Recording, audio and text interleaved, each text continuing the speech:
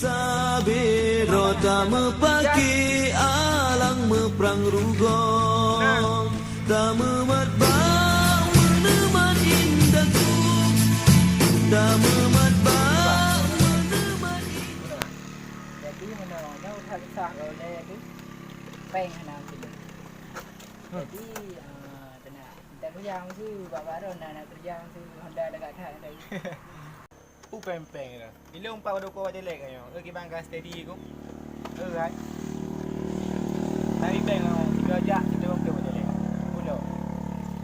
Jauh kan ke di luar.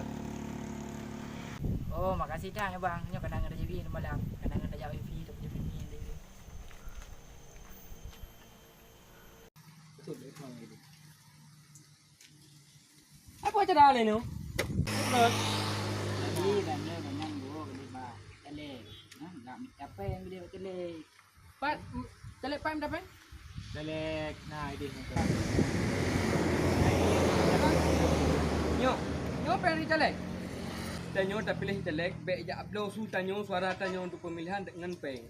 Yang salah Bung Rog. Tak pilih caleg pemimpin untuk ukur urunggih yang jujur ke masyarakat.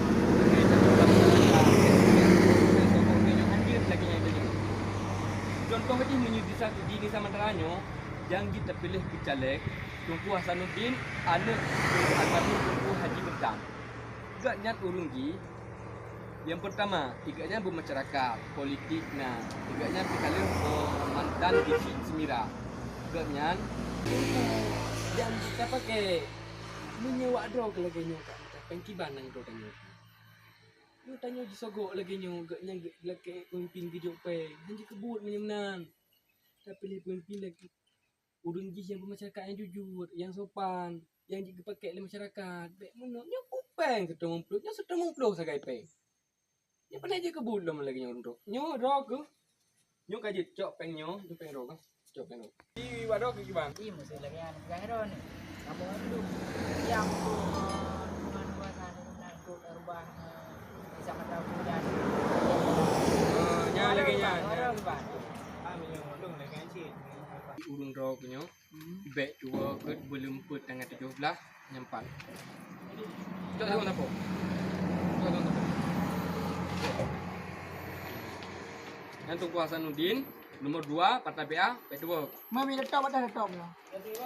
Lagi nyo perlu ngempang. Dah lagi hantar ketok tu. Baru phone drog kan? Baru phone no.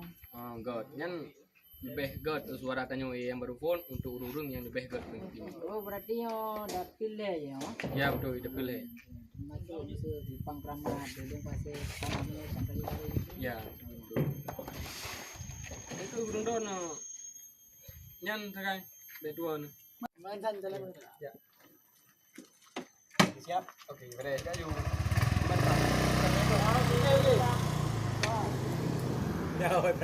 Assalamualaikum warahmatullahi wabarakatuh. Kami sebagai pemuda-pemuda Aceh Utara, khususnya Nisam Antara, kami memilih Tunku Hasanuddin sebagai caleg DPRK Dapil 3 nomor urut 2 Partai Aceh.